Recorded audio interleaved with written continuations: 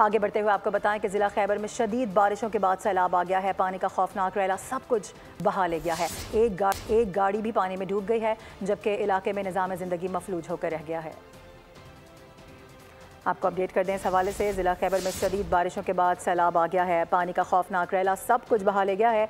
ये बताया जा रहा है कि एक गाड़ी भी पानी में बह गई है। इलाके में निज़ाम ज़िंदगी मफलूज है और इसके साथ साथ कई कच्चे घर भी गिर चुके हैं।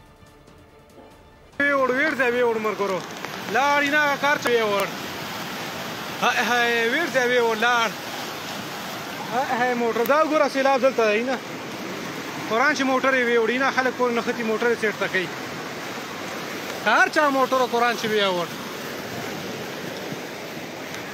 وی ډیر وخت سیلاب لا باقی خیر کا قسم دی چې لار موټر ویوړي نه نور الته خلک نه ختی ور پورې सब्सक्राइब करें और बेल दबाएं ताकि कोई खबर रह न जाए।